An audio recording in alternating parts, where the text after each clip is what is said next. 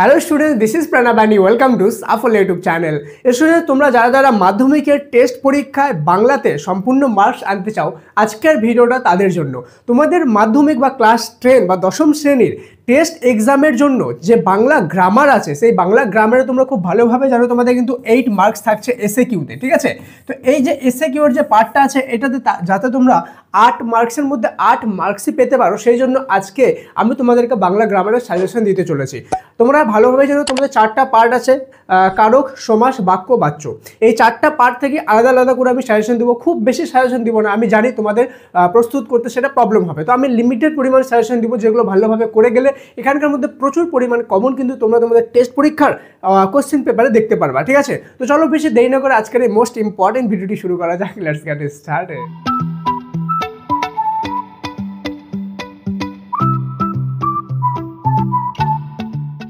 তো স্টুডেন্ট, সবার প্রথম আমরা যে পার্টটা দেখবো সেটা হলো কারক। কারক থেকে কোন কোন জিনিসগুলো আমাদের কমন আছে, ঠিক আছে? তো সবার প্রথমে আমার 1 নম্বর হলো নিরপেক্ষ কর্তার উদাহরণ দাও, ঠিক আছে?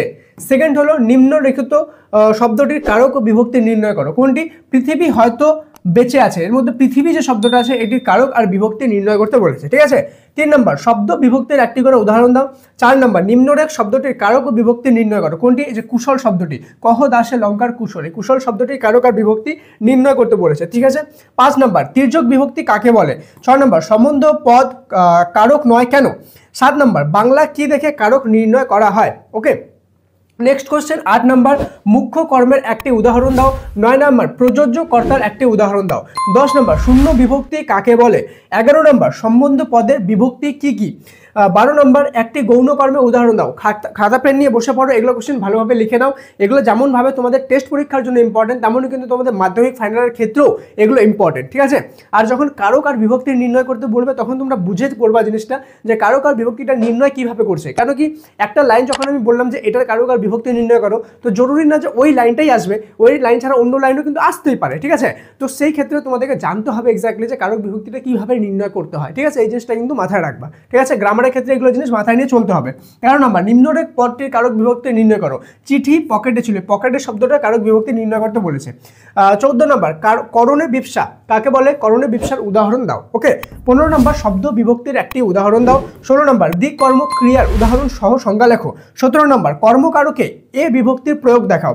18 নম্বর কারক এর কটি ভাগ, ঠিক আছে? কারকের কটি ভাগ ও কি কি সেটা লিখতে হবে। ওকে, 19 নম্বর অধিকরণে বিপসার উদাহরণ দাও। 20 নম্বর অধিকরণ কারকের শূন্য বিভক্তির একটি করে উদাহরণ দাও। এগুলো ছিল আমাদের কারক থেকে, ঠিক আছে? ভিডিওতে আগে যাওয়ার আগে তোমাদের জন্য একটা খুব বড় গুড নিউজ, সেটা হলো আমরা সাফল্য তোমাদের জন্য নিয়ে এসেছি অঙ্ক এবং ইতিহাস আর ভূগোলের ম্যাপ পয়েন্টিং এর সম্পূর্ণ ফ্রি কোর্স, ঠিক আছে? এই অঙ্কটা যারা জয়েন হবে তারা 90% প্লাস মার্কস পাবা মাধ্যমিক ফাইনালে, ঠিক আছে? আর ইতিহাস ভূগোলের কোর্সে যারা জয়েন হবে তারা ইতিহাস ভূগোলের ম্যাপ পয়েন্টিং এ সম্পূর্ণ মার্কস পাবা। কিভাবে জয়েন করতে হবে? খুব সিম্পল, এই যে সাফল্য ফর ক্লাস 10 অ্যাপটা দেখতে পাচ্ছ, প্লে স্টোর থেকে যাও, এটাকে ইনস্টল করো। এখানে তোমাদের কোর্সগুলো দেওয়া আছে, ফ্রি অফ কোর্স দেওয়া আছে, ঠিক আছে?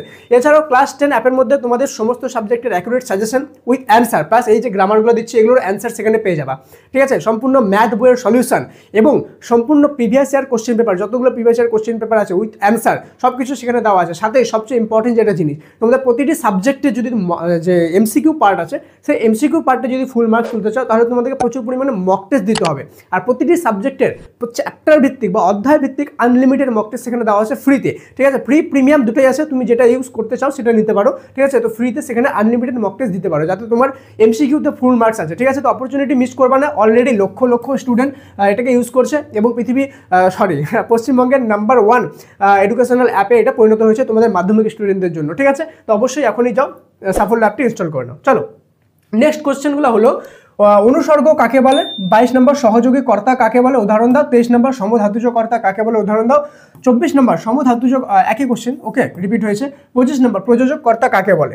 এগুলো ছিল কারক আর সমাজ থেকে একটু বেশি করে কোশ্চেন করতে হবে, কারণ কি এখান থেকে কোশ্চেনের নাম্বারও বেশি আসবে আর এখান থেকে অনেক কোশ্চেন হতে পারে, ঠিক আছে? বাট বাক্য আর বাচ্য যেটা আছে সেখান থেকে লিমিটেড পরিমাণ কোশ্চেন করলেই হবে। ওকে, সমাস 1 নম্বর হয়ে গেল সম্বন্ধ পদ কাকে বলে? 2 নম্বর বহুরূপী শব্দটির ব্যাস বাক্য সহ সমাসের নাম লেখো বা নাম করো। 3 নম্বর অব্যয়ীভাব সমাস এর একটি উদাহরণ দাও। 4 নম্বর ঋষি বালকে পদটির ব্যাস বাক্য সহ সমাস লেখো। 5 নম্বর নিচের ব্যাস বাক্যটি সমাসবদ্ধ করে তার শ্রেণী নির্ণয় করো। অন্ধ করে যে, ঠিক আছে, এটি ব্যাস বাক্য সহ সমাস নির্ণয় করতে বলেছে। 6 নম্বর কোন সমাসে দুটি বিজাতীয় সমসমান পদের অভেদ কল্পনা করা হয়, ঠিক আছে।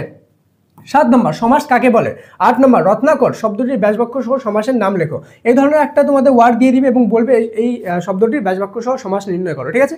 সেক্ষেত্রে সমাস নির্ণয়টা তোমাকে করে দেখাতে হবে। আর যদি তুমি সবচেয়ে বেটার হয় যদি সমাস নির্ণয় করা নিজে থেকে জানো যে কীভাবে সমাস নির্ণয় করতে হয় বা কোনো শব্দকে দেখে কীভাবে বুঝবো ওটা কোন সমাস, ঠিক আছে, সেই ক্ষেত্রে তোমার জন্য সবচেয়ে বেটার। কেন কি এই জিনিসটা মানে কি বলবো ওয়ান অফ দ্য বেস্ট জিনিস। আর তোমরা যদি চাও যে স্যার আপনি এমন একটা ক্লাস ইউটিউবেও নিয়ে আসুন বা ধরে নাও মাধ্যমিক অ্যাপে নিয়ে আসুন যেখানে আমরা সমাস নির্ণয় করা, কারক নির্ণয় করা, মানে বাংলা গ্রামারে একটা স্পেশালাইজ ক্লাস হবে যেখানে জলের মতো সহজ করে আপনি আমাদেরকে শিখিয়ে দিন যে এক্স্যাক্টলি কীভাবে কারক সমাসগুলো নির্ণয় করতে হয়, যাতে বেশি মাথা ঘামাতে না হয়, একদম জলের মতো সোজা করে আমরা শিখতে পাই। সেই ক্ষেত্রে তোমরা কমেন্টে MORE মোর লিখে 5টা লাভ রেট দিয়ে দিও, ঠিক আছে। যদি অনেকগুলো মোর থাকে তাহলে আমি এই রিলেটেড তোমাদের ভিডিও নিয়ে আসবো যেখানে আমি তোমাদেরকে জলের মতো সহজ করে একদম মাথার মধ্যে ঢুকিয়ে দিব, তোমরা যতটাই বিগিনার হও না কেন, যে কীভাবে কারক সমাস নির্ণয় করতে হয়, আর তার ফলে তোমরা বাংলা গ্রামারে ফুল মার্কস কিন্তু পেয়ে যাবে, ঠিক আছে। তো অবশ্যই সবাই কমেন্ট করো, ঠিক আছে। আর এক লাইক তো बनता है না, কাইন্ডলি একটা লাইক করে দাও, ঠিক আছে। তোমাদের জন্য বানানো ভিডিও, তোমরা লাইক না করলে কি লাইক করবে। 9 নম্বর ক্ষুদ্র গ্রহ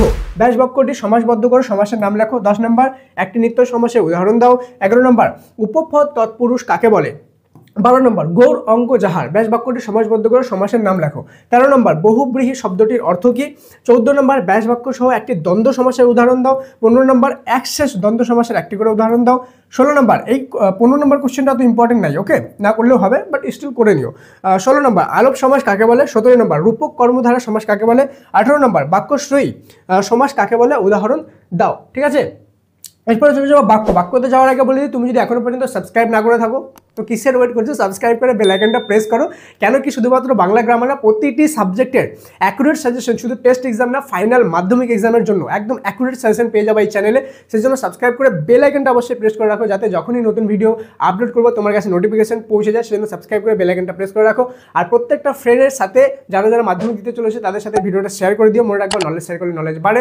আর তুমি যদি শেয়ার করে কারো ভালো করো তো অবশ্যই তোমারও ভালো হবে, ওকে। তো ভিডিওটা অবশ্যই শেয়ার করে দিও, ঠিক আছে। নেক্সট চলে যাবো বাক্য। 1 নম্বর বাবুটির স্বাস্থ্য গেছে কিন্তু শখ 16 আনাই আছে, শখ 16 আনাই আছে, সরল বাক্যে পরিণত করো। 2 নম্বর আর কোনো ভয় নেই প্রশ্নবোধক বাক্যে পরিবর্তন করো। সংগ্রহ করেছিল দুর্গমের রহস্য জটিল বাক্যে রূপান্তর করো। 4 নম্বর আমি ছিলাম কালি কলমের ভক্ত বাক্যটির প্রশ্নসূচক বাক্যে রূপান্তর করো, ঠিক আছে। 5 নম্বর যোগ্যহীনতা বাক্যের একটি করে উদাহরণ দাও। 6 নম্বর উদ্দেশ্য ও বিধেয় অংশ চিহ্নিত করো। এই যে লাইনটা আছে এর কি লাইনটা, ওরা ভয়ে কাট হয়ে গেল, এই যে সেন্টেন্সটা বা বাক্যটা রয়েছে এর উদ্দেশ্য আর বিধেয় নির্ণয় করতে বলা হয়েছে। 7 নম্বর সূর্য পশ্চিম দিকে উদিত হয় বাক্য নির্মাণে কোন শর্ত এখানে লঙ্ঘন করা হয়েছে, মানে কোন জিনিসটা আছে যেটা এখানে নেই বাক্য নির্মাণে, ওকে। সূর্য পশ্চিম দিকে উদিত হয়। 8 নম্বর কলম তাদের কাছে আজ অস্পৃশ্য জটিল বাক্যে পরিবর্তন করো। 9 নম্বর নির্দেশক বাক্যের একটি করে উদাহরণ দাও, ঠিক আছে। বাক্য থেকে বেশি ইম্পর্টেন্ট মানে বেশি কোশ্চেন হবে না, আগেই আমি তোমাকে বললাম, ঠিক আছে। তো এখান থেকে 15টা খালি কোশ্চেন আছে। 10 নম্বর প্রযোজ্য কর্তা কাকে বলে। 11 নম্বর একটি অনুজ্ঞাসূচক বাক্যের উদাহরণ দাও। 12 নম্বর সে তখন যেতে পারবে না হ্যাঁ বাচক বাক্যে পরিবর্তন করো। 13 নম্বর অনুজ্ঞাসূচক বাক্যের সংজ্ঞার্থ লেখো। 14 নম্বর অসিত বাবু আর কোনো প্রশ্ন করলেন না প্রশ্নবোধক বাক্যে পরিবর্তন করো। 15 নম্বর চাঁদের পাহাড় গল্প কখনো ভুলবো না বাক্যটিকে প্রশ্নসূচক বাক্যে রূপান্তর করো, ঠিক আছে। এটা হলো বাক্যটা, এটা আমাদের বাক্য এখানে কমপ্লিট হয়ে গেল। এবার দেখবো বাচ্য থেকে আরও একদম কম পরিমাণ কোশ্চেন আছে, ভালোভাবে করে নিও, ঠিক আছে। সবগুলো কিন্তু করে নিও। আর তোমরা যদি চাও যে এটার পিডিএফটা আমি তোমাদেরকে দিয়ে দিই যাতে তোমাদেরকে খাতার মধ্যে টুকতে না হয়, তাহলে দেখবা ডিসক্রিপশনে পিন কমেন্টে একটা হোয়াটসঅ্যাপ চ্যানেলের লিঙ্ক আছে।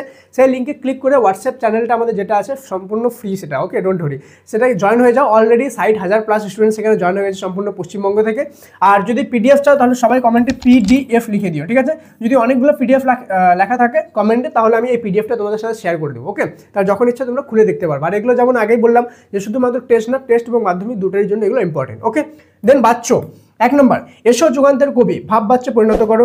2 নম্বর কর্মবাচ্চা একটি করে উদাহরণ দাও। 3 নম্বর নদীর ধারে তার জন্ম হইয়াছে কর্তৃবাচ্যে পরিবর্তন করো। আচ্ছা যখন আমি এগুলো বললাম যে প্রশ্নসূচক বাক্যে রূপান্তর করো, অনুজ্ঞাসূচক বাক্যে রূপান্তর করো, তো এই যে পার্টিকুলার যে সেন্টেন্সটা জরুরি না যে এই সেন্টেন্সটাই আসবে, এমন হতে পারে কোশ্চেন একই আসলে যে প্রশ্নসূচক বাক্যে রূপান্তর করো কিন্তু সেন্টেন্স চেঞ্জ করে দিল।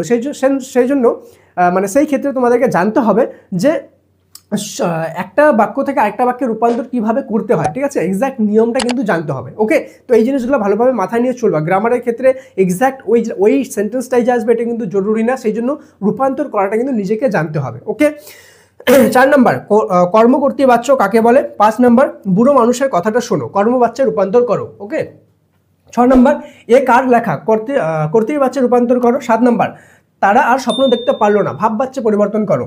8 নাম্বার সিঁড়ি থেকে নামা হলো, বাক্যটি কর্তৃবাচ্যে রূপান্তর করো। 9 নাম্বার বধূরা প্রদীপ তুলে ধর, কর্মবাচ্যে রূপান্তর করো। ঠিক আছে, তো এটাই ছিল আজকের সাজেশন। যারা ভালোভাবে এগুলো করবে তাদের কিন্তু 100% এখান থেকে কমন আসবেই আসবে, আর এখান থেকে লাভ তোমরা পাবেই পাবে। ঠিক আছে, এছাড়া বাকি সমস্ত সাবজেক্টের সাজেশনের প্লেলিস্ট এখানে দেখতে পাচ্ছ, এখানে ক্লিক করো, সমস্ত সাজেশন এখানে পেয়ে যাবা। ঠিক আছে, তো চলো দেখা হচ্ছে পরের ভিডিওতে, ততক্ষণ পর্যন্ত মন দিয়ে পড়াশোনা করো।